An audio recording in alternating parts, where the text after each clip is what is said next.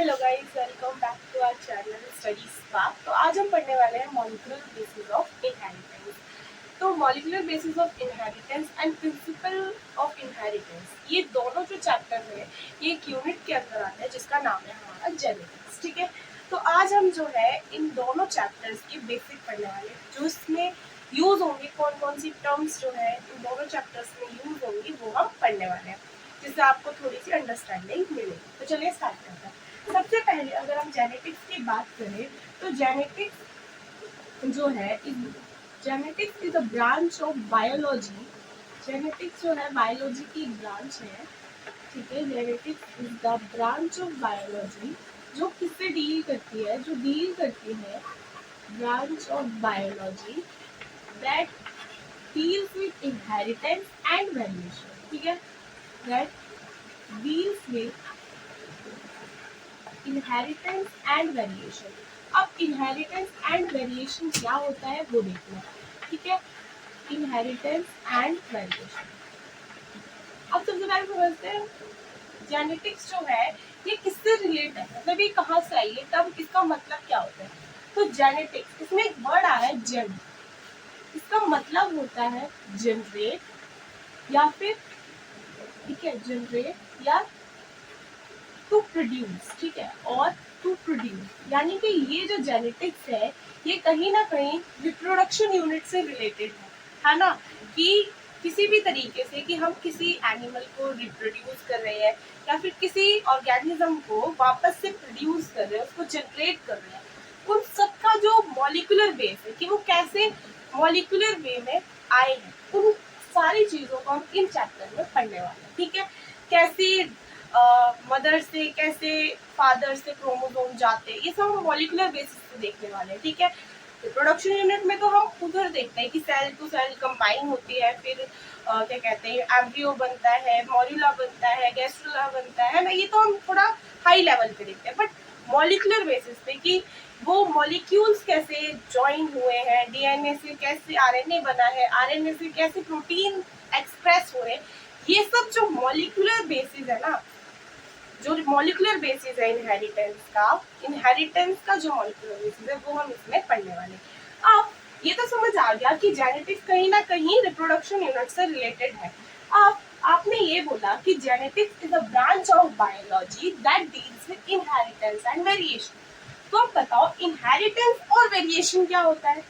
तो इनहेरिटेंस मतलब होता है कि ट्रांसफर या फिर क्या बोलते हैं, एक जनरेशन से दूसरे जनरेशन में कैरेक्टर्स का इनहेरिट होना। इनहेरिट मीन्स आगे भेजना, है ना। उसको, जैसे मेरा कोई कैरेक्टर है कि मेरी नोज बड़ी है, तो मैं अपनी इस कैरेक्टर को अपनी आगे वाली जनरेशन में जब भेजूंगी या ट्रांसफर करूंगी तो इसको मैंने क्या बोल दिया, इनहेरिटेंस। ठीक है, जैसे मेरी हाइट ये इनहेरिट हो मेरे आगे वाली प्रोजेनी में, ऑफस्प्रिंग में, तो इसको क्या बोल देंगे, इसको हम बोलेंगे इनहेरिटेंस। और वेरिएशन क्या होता है कि मेरे और मेरे आगे वाली जनरेशन में जो वेरिएशन है, डिग्री ऑफ डिफरेंस है कि वो मेरे से कितना अलग दिखता है, इसको हम क्या बोलेंगे, वेरिएशन बोलेंगे। ठीक है, तो ट्रांसफर ऑफ कैरेक्टर और ट्रेट। कैरेक्टर या ट्रेट मतलब जैसे कि मेरे पास कैरेक्टर है नोज बड़ी है और जो पार्टनर है उसकी नोज छोटी है, तो ये कैरेक्टर है कि नोज का बड़ा या छोटा होना। ठीक है, ये कैरेक्टर है कि नोज का साइज कैसा होना चाहिए, अब छोटा है या बड़ा है, ये ट्रेट्स आ गए हैं।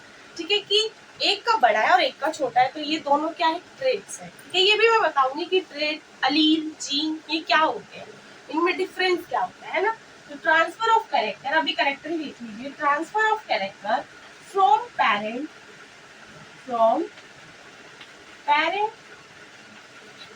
to offspring is called inheritance। ठीक है, कि कैरेक्टर का ट्रांसफर होना पेरेंट से अपनी आगे वाली जनरेशन में, नेक्स्ट जनरेशन में, या ऑफस्प्रिंग में, या प्रोजेनी में, कुछ भी बोल लो, उसको हम इनहेरिटेंस बोलते हैं। ठीक है, अब वेरिएशन आता है। वेरिएशन क्या होता है, वेरिएशन का सिंपल मीनिंग है डिग्री ऑफ डिफरेंस। ठीक है, डिग्री ऑफ डिफरेंस बिटवीन, ठीक है, difference between parent and offspring. इसको हम क्या बोलते हैं, इसको हम बोलेंगे वेरिएशन, कि वो अपने पेरेंट्स से कितना डिफरेंट दिखता है ना, देखने में वो कितना डिफरेंट दिखता है। जैसे किसी के यहाँ पर भी अगर बेबी आता है ना, बेबी का बर्थ होता है, तो अब रिश्तेदार क्या बोलते हैं, ये पापा जैसा दिखता है, थोड़ा थोड़ा थोड़ा थोड़ा मम्मी जैसा, तो मतलब थोड़ा थोड़ा ही दिख रहा है ना, उसमें कुछ तो डिफरेंस है ना, एग्जैक्ट टू कॉपी तो नहीं दिखता ना। अब बैक्टीरिया में क्या होता है, जब उसकी नेक्स्ट जनरेशन आती है तो वो टू सिमिलर, एकदम सिमिलर भी नहीं बोल सकते, एकदम जीरोक्स होता है कि एकदम सेम, बिल्कुल सेम। अगर एक बैक्टीरिया में 2 प्लाज्मिड है तो उसकी नेक्स्ट जनरेशन में भी 2 ही आएंगे, ठीक है, ऐसे मतलब एकदम टू कॉपी होता है। लेकिन हमारे केस में क्या होता है, वेरिएशंस आ जाती है, क्योंकि हम क्या करते हैं, सेक्सुअल रिप्रोडक्शन करते हैं, और जो बैक्टीरिया होता है वो एसेक्सुअल रिप्रोडक्शन करता है ना। इसीलिए हमने बोला जेनेटिक्स जो ब्रांच है वो कहीं ना कहीं रिप्रोडक्शन से जुड़ी हुई है। और हम कौन सा रिप्रोडक्शन करते हैं, सेक्सुअल रिप्रोडक्शन करते हैं। और सेक्सुअल रिप्रोडक्शन में क्या होता है, गैमेट्स इन्वॉल्व होते हैं, और गैमेट्स इन्वॉल्व होते हैं तो उसमें कैरेक्टर तो ट्रांसफर होंगे ही। तो वैसे ही है, इनहेरिटेंस का मतलब है कि कैरेक्टर का पेरेंट से ऑफस्प्रिंग में जाना इज द इनहेरिटेंस। और वेरिएशन की बच्चा अपने पापा या मम्मी से कितना डिफरेंस दिखता है, उसको हम क्या बोलते हैं, वेरिएशन बोलते हैं। अब इसी में एक चीज और आती है कि व्हाट इज हेरिडिटी। हेरिडिटी क्या होती है, हेरिडिटी इज द सिंपल, अगर हम वर्ड्स में समझें तो हेरिडिटी होती है कि कोई भी कैरेक्टर अपने मम्मी पापा से, ठीक है, मम्मी पापा से ऑफस्प्रिंग में गया, अब वो कैरेक्टर कितना एक्सप्रेस हो रहा है ना, कैसे एक्सप्रेस हो रहा है, कितना एक्सप्रेस हो रहा है, उसको हम क्या बोलेंगे, हेरिडिटी। हेरिडिट हुआ है, जैसे मेरे हेयर कलर अगर मेरे ऑफस्प्रिंग में जाते हैं और एक्सप्रेस होते हैं, वो जीन जाके अब मेरे बेबी में एक्सप्रेस होता है, तो मैं बोलूंगी मेरे हेयर का कलर इसमें हेरिडिट हुआ है, यानी एक्सप्रेस हुआ है ना। अभी बेसिक समझते हैं कि हेरिडिटी मतलब होता है कि कैरेक्टर्स का एक्सप्रेस करना, ठीक है, एक्सप्रेशन ऑफ कैरेक्टर्स, ठीक है, या फिर डीएनए एक्सप्रेशन भी बोल सकते हैं ना, ऐसे। अब हम आगे बढ़ते हैं, इसी में आगे हम समझेंगे कि कैसे डीएनए से आरएनए बनता है, आरएनए से प्रोटीन बनता है, और प्रोटीन अपने आप को कैसे एक्सप्रेस करता है, ठीक है। ये जो है ना अभी बेसिक चल रहा है, हम पढ़ेंगे सेंट्रल डोग्मा ऑफ बायोलॉजी, वो क्या होता है, ठीक है।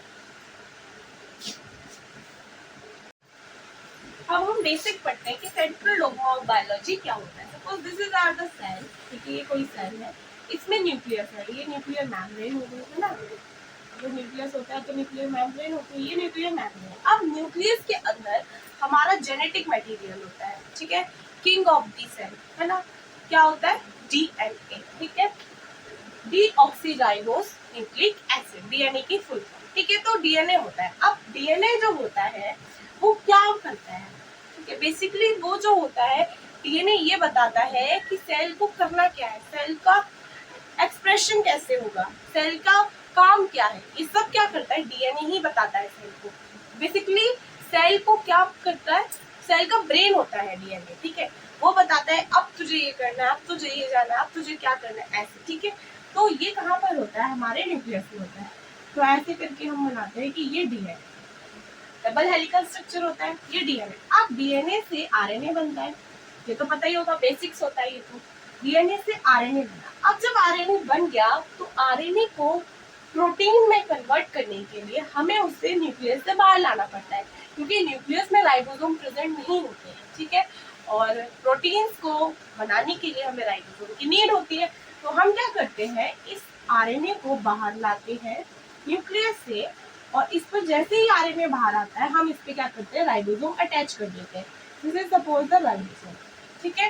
अब ये राइबोसोम अटैच हो गए। अब जैसे ही राइबोसोम अटैच होते हैं, ये क्या बन जाता है, जब भी बहुत सारे राइबोसोम एक आरएनए पे आके अटैच हो जाते हैं तो हम उसे बोलते हैं पॉलीराइबोसोम कंडीशन है, ठीक है, एमआरएनए पे जब अटैच आ जाते हैं। तो ये अभी पॉलीराइबोसोम बन गया।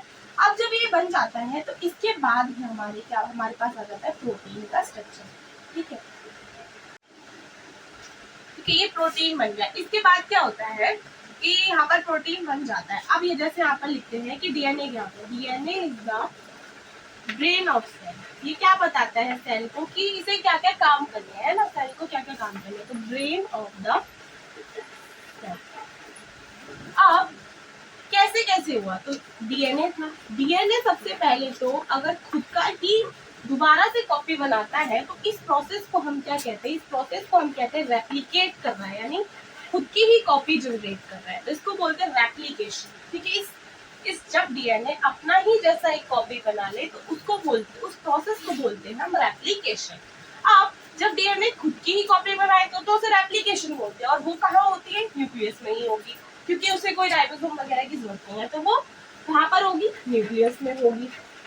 ओके, अब जब डीएनए से आरएनए बनता है, जब डीएनए से आरएनए बनता है, सिंगल स्ट्रैंडेड होता है आरएनए, और डीएनए जो होता है वो डबल स्ट्रैंडेड होता है, ऐसे करके। ठीक है, जब आरएनए बनता है तो इस प्रोसेस को हम बोलते हैं ट्रांसक्रिप्शन। क्या बोलते हैं, ट्रांसक्रिप्शन। ठीक है, ट्रांसक्रिप्शन बोलते हैं। ओके, और ये कहाँ होता है, ये भी होता है हमारे न्यूक्लियस में। बट जो ट्रांसलेशन होता है, जब आरएनए से हमारा प्रोटीन का एक्सप्रेशन होता है, तो वो होता है हमारे कहाँ, साइटोप्लाज्म में। साइटोप्लाज्म में क्यों, क्योंकि राइबोसोम साइटोप्लाज्म में ही अवेलेबल होते हैं। ठीक है, यहाँ पर राइबोसोम आकर यहाँ पर अटैच हो जाते हैं, क्योंकि ये आरएनए है, तो आरएनए से क्या बन जाता है, प्रोटीन बन जाता है।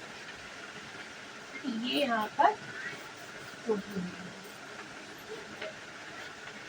ठीक है, ये प्रोटीन, इसी को हम क्या बोलते हैं, इसी को हम बोलते हैं सेंट्रल डोग्मा ऑफ बायोलॉजी। ठीक है, सेंट्रल डोग्मा ऑफ बायोलॉजी। ठीक है, ये है सेंट्रल डोग्मा ऑफ बायोलॉजी, ये बेसिक है। ठीक है, अब इसके बाद हम पढ़ने वाले हैं कि सिलेक्टिव हाइब्रिडाइजेशन क्या होता है, कैसे पहले के लोग सिलेक्शन करते थे, ब्रीड का सिलेक्शन करते थे और सुपीरियर प्रोजेनीज बनाते थे, कैसे करते थे वो, ये सब वो हम पढ़। तो अब मैं जो हूँ उसको दोबारा से ब्रीफ कर देती हूँ कि हमने अभी तक पढ़ा था। जेनेटिक्स हमने पढ़ा है कि जेनेटिक्स एक यूनिट है, बायोलॉजी की यूनिट है, जिसमें हम किसके बारे में स्टडी करते हैं, जिसमें हम इनहेरिटेंस और वेरिएशन के बारे में स्टडी करते हैं। और जेनेटिक्स यूनिट में ही हम 2 चैप्टर पढ़ने वाले हैं, molecular basis of inheritance and principle of inheritance. ठीक है, तो अब इनहेरिटेंस और वेरिएशन क्या होता है वो देख लेते हैं। इनहेरिटेंस होता है कि जैसे कि हमारे पास कुछ कैरेक्टर्स है, पेरेंट के जो कैरेक्टर्स है वो पास ऑन होते हैं नेक्स्ट जनरेशन में। नेक्स्ट जनरेशन यानी उनकी प्रोजेनी या उनके ऑफस्प्रिंग कैसे होते हैं, बाय द सेक्सुअल रिप्रोडक्शन। ठीक है, अब इसके बाद आता है वेरिएशन। क्या होती है, वेरिएशन होता है degree of difference between the parents and उनके प्रोजेनी। ठीक है, उनके बीच में डिग्री ऑफ डिफरेंस होता है कि इसमें क्या और ये अपने पेरेंट्स से कितना डिफरेंट है, कितना डिग्री में डिफरेंट है, वो हम क्या बोलते हैं, उसे वेरिएशन बोलते हैं। उसके बाद आता है हेरिडिटी। हेरिडिटी क्या होता है कि जब अपना जो, जैसे कि पेरेंट से जब इनहेरिटेड होता है कैरेक्टर का उसके ऑफस्प्रिंग या उसकी प्रोजेनी में, तो डीएनए जाता है ना। कैरेक्टर्स बेसिकली किसके फॉर्म में जाएंगे, क्रोमोसोम के फॉर्म में जाएंगे, और क्रोमोसोम क्या होता है, डीएनए। ठीक है, मतलब क्रोमोसोम एक कंडेंस्ड डीएनए की फॉर्म होती है ना। तो जो डीएनए होता है जब अपना एक्सप्रेशन दिखाता है और कैरेक्टर को एक्सप्रेस करता है, उसको हम क्या बोलते हैं, हेरिडिटी बोलते हैं। ठीक है, कि जब एक्सप्रेशन ऑफ डीएनए हो गया, और डीएनए कैसे एक्सप्रेस करेगा वो हम पढ़ेंगे सेंट्रल डोग्मा में। ठीक है, अब फिर मैंने उसके बाद आपको पढ़ा है सेंट्रल डोग्मा ऑफ बायोलॉजी। वो कैसे होता है कि suppose this is the cell, इसमें एक न्यूक्लियस होता है। ठीक है, न्यूक्लियस के अंदर हमारे पास डीएनए रहता है। जब डीएनए खुद की ही कॉपीज जनरेट करना स्टार्ट कर दे तो उसको हम बोलते हैं रेप्लिकेट कर रहा है, यानी उस प्रोसेस को हम बोलते हैं रेप्लिकेशन। जब डीएनए से आरएनए बनने लगे उस प्रोसेस को हम क्या बोलते हैं, उस प्रोसेस को हम बोलते हैं ट्रांसक्रिप्शन। और रेप्लिकेशन और ट्रांसक्रिप्शन दोनों ही प्रोसेस जो होते हैं वो न्यूक्लियस में हो जाते हैं। लेकिन जब प्रोटीन का फॉर्मेशन करना होता है तो हम क्या करते हैं, उस आरएनए को हम खींच कर लाते हैं साइटोप्लाज्म में, और फिर उसको क्या करते हैं, आरएनए से क्या बनवाते हैं, प्रोटीन का फॉर्मेशन करवाते हैं। और इस प्रोसेस को हम क्या बोलते हैं, ट्रांसलेशन। ठीक है, अब जब डीएनए से हमारे पास आरएनए बना तो उसको हमने ट्रांसक्रिप्शन बोला, जो कि कहाँ होता है, आरएनए सॉरी न्यूक्लियस में होता है। फिर आरएनए से जब प्रोटीन बनाना था तो ये हम क्या करें, साइटोप्लाज्म में इसको लेकर आए और इसको फिर बनाया। ठीक है, और इस सारे प्रोसेस को, ये जो स्कीम है, ये जो बायोलॉजी की स्कीम है कि आरएनए से डीएनए, डीएनए से प्रोटीन जो बन रहा है, ठीक है, उसको हमने क्या बोला है, सेंट्रल डोग्मा ऑफ बायोलॉजी। अब इसके बाद हम पढ़ते हैं कि पहले के लोग कैसे सुपीरियर प्रोजेनीज बनाते थे और उनसे कैसे फायदा लेते थे, ठीक है। तो इसको बोलते हैं सिलेक्टिव ब्रीडिंग, ठीक है, कि कैसे हम सिलेक्टिव सुपीरियर प्रोजेनीज सिलेक्ट करते हैं, ठीक है। तो पढ़ते हैं,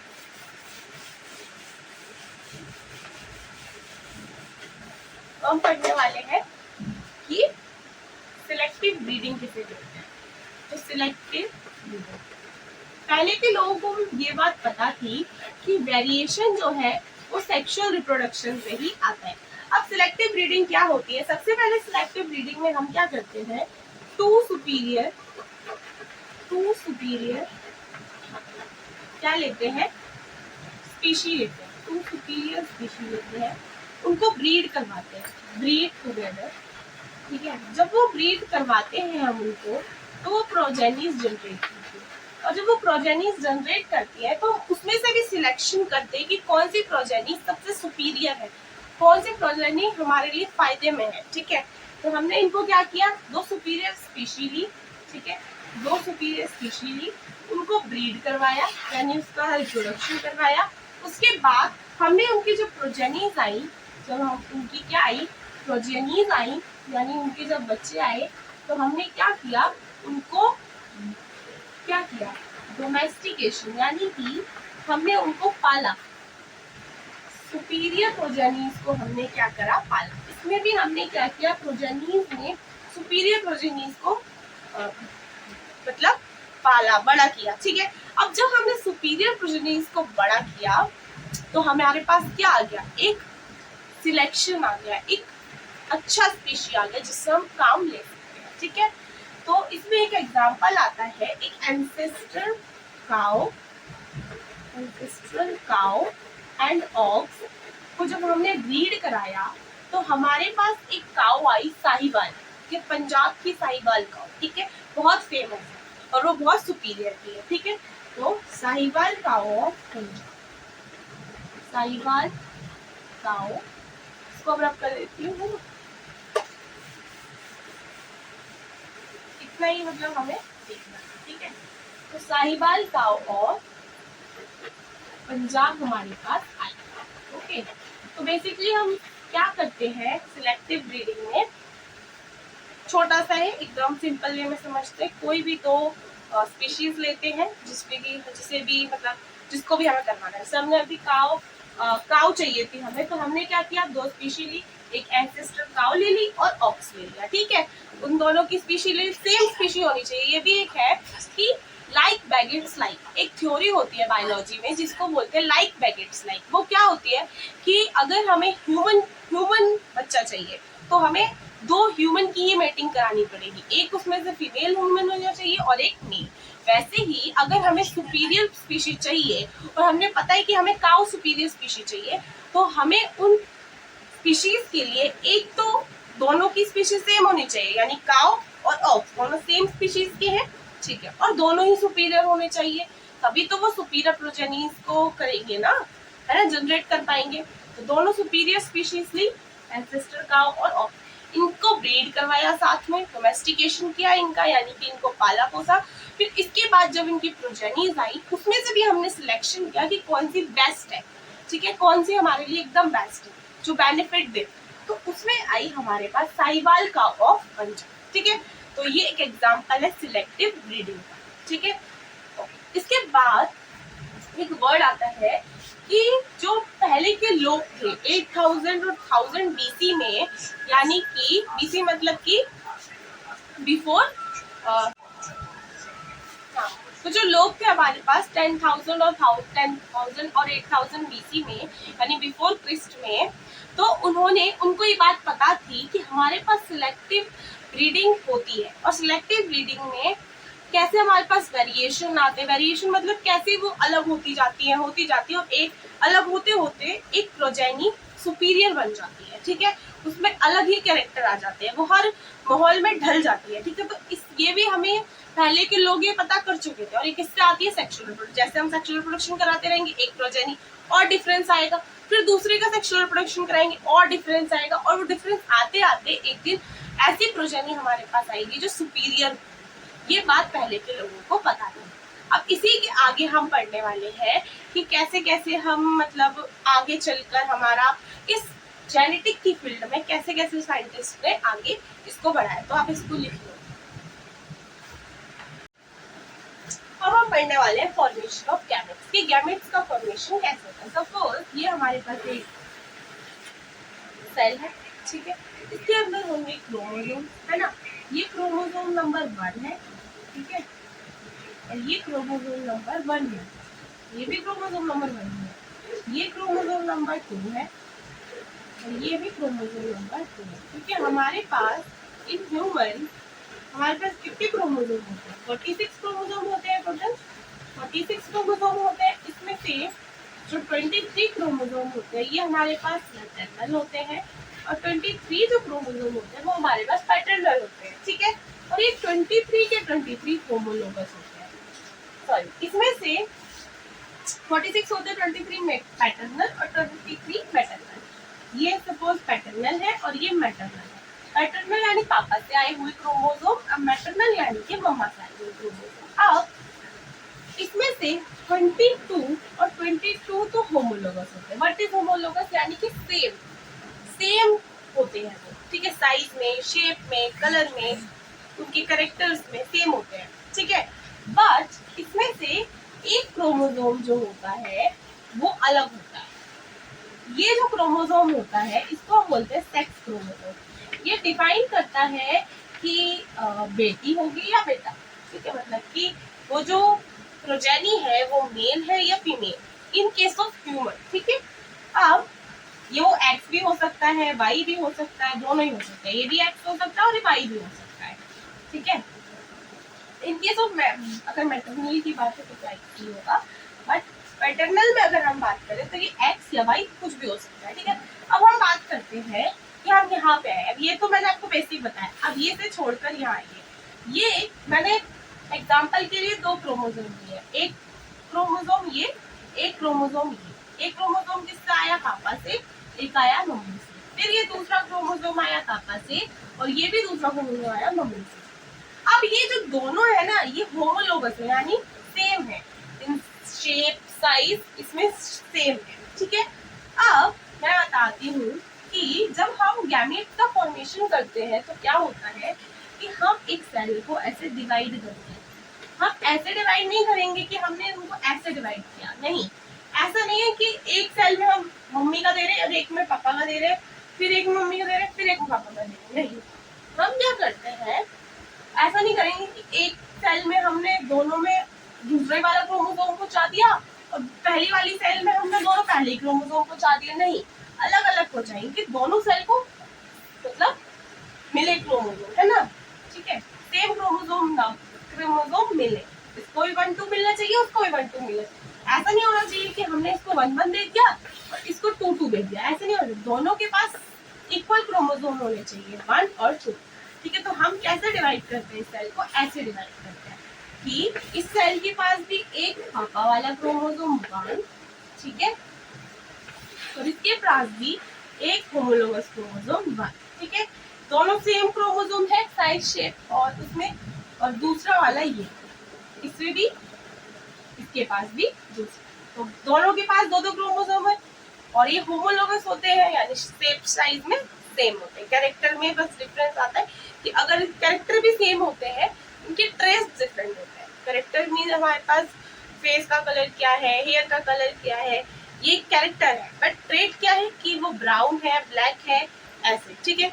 हाँ, तो अब देखिए ऐसे हम क्या करते हैं, गैमीट का फॉर्मेशन करते हैं। आई होप सो समझ में आ गया। अब होमोलोगस क्रोमोसोम क्या होते हैं?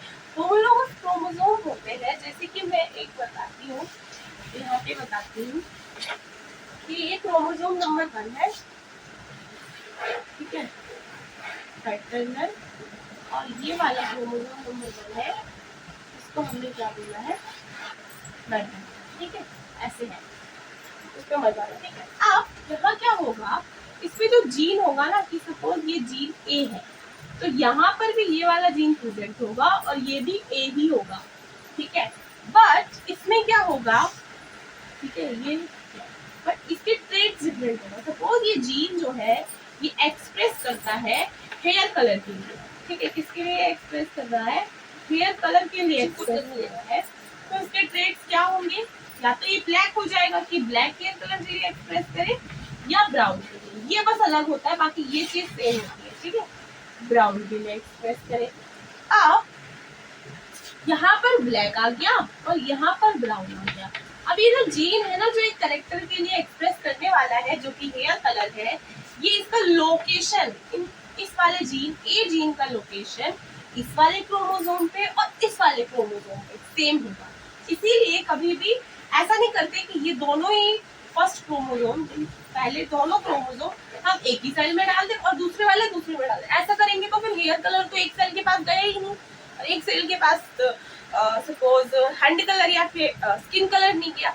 ऐसा नहीं करते, हम क्या करते, एक एक देते हैं कि एक क्रोमोसोम एक सेल को, एक क्रोमोसोम दूसरे सेल को, ठीक है।